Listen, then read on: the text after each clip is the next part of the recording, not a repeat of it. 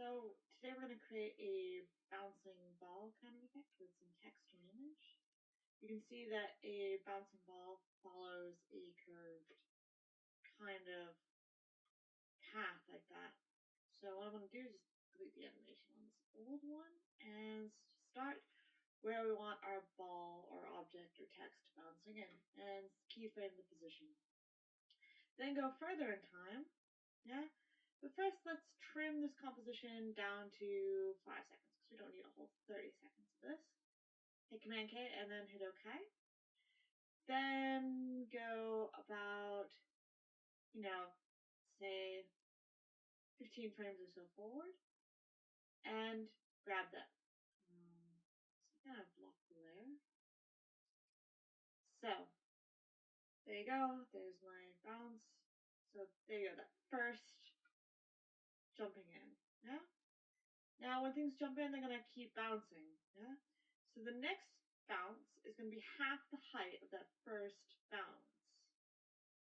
So kind of position it in a place where it's about half the height and half the distance of the first bounce.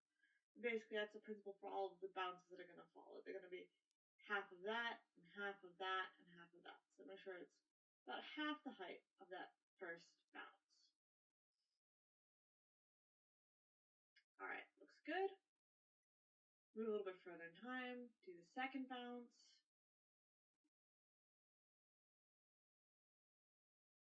Set the keyframes. Every time, just moving forward in time and moving our position. Yeah, and it'll just naturally create these kind of curves. Yeah. So half the height of the next bounce, half the height of this one. Keep going till it's all the way down till it's flat.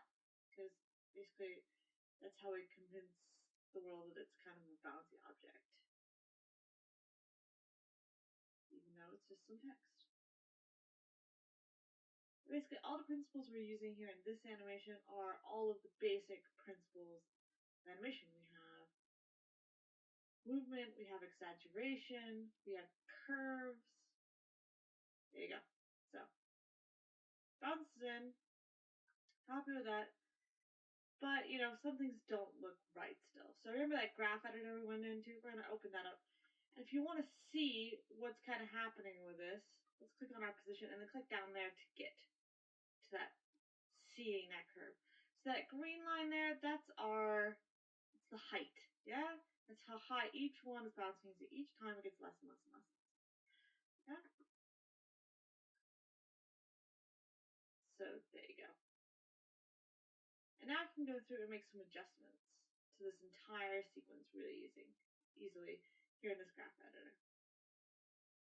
So go through and let's just move the whole thing up a little bit so you can see the whole text when it hits the bottom. Alright? And depending on how you set your curves, you might be making different changes. And I made this animation several times, so I'm pretty quick at it right now. But click on to add that easing in and out. Another thing we talked about from the second lesson. So you see now it's a very curvy, smooth line.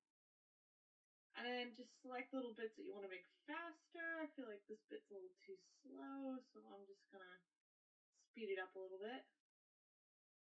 And the nice thing about a video is that if this is going too fast, you can always just pause me. Yeah?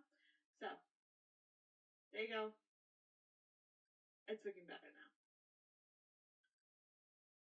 Make the last couple little adjustments here. Just kind of pinching the time in so it happens a little bit faster after that bounce. Alright, looks good. But now what's missing is that, squash and stretch. Make it look like the ball hits the ground or the text hits the ground. That means it's gonna have to squash down at the bottom, yeah? So I set my first keyframe where it's not squashing. Oh, let's go back. And then I've set a keyframe where it squashes. And then I can just duplicate that first keyframe. Command C. Command V to paste it. Go further in time. Squash it a little bit less because it didn't hit the ground quite as hard. go back to the top of the next arch, make it 100% again, unsquashed, and repetition. Each time a little bit less than the first time. Yeah. And that's kind of the major part about animation. There's some repetition involved. Alright, that's looking almost there. Just a little bit more on the last one. Okay. So, let's watch it again.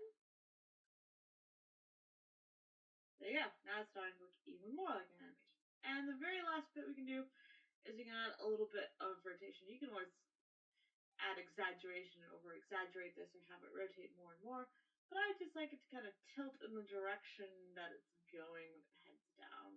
And then copy that first keyframe where it's untilted, Command C, Command V to paste it over in this position at the bottom, and flip it upwards again, kind of middle of the way up. At the top, stop from doing that. Command V to paste that first keyframe again. Move a little bit further down, same thing, rotate it so it's going in the direction that the action's happening. And I mean, this is all just kind of to your own discretion. If you want this look or not. But like I said, most of animation, what we're doing is we're trying to convince the viewer that this thing is real, physical, real world object. And all of these little tricks, all of these rules of animation are just things that we can use to fool people, to convince them that this text is an actually bouncy kind of object, even though it's not. It's the word now. Wouldn't be. Yeah? Or whatever you've chosen to animate. So. And everything that we're doing here in this one can be applied to all of the other sorts of animation we're looking at. It's just that a bouncing ball fundamentally encompasses all of the little bits we want when we are animating a text, an object, a figure, whatever that may be. So that's looking good. There you go. Happy with that? And now you have your very own bouncing text. Don't forget to add some motion blur, that's over there. Which just kind of is just another way of convincing people that's a real object in the real world. And when you're happy with that, you can move on to the next test. Thank you for listening.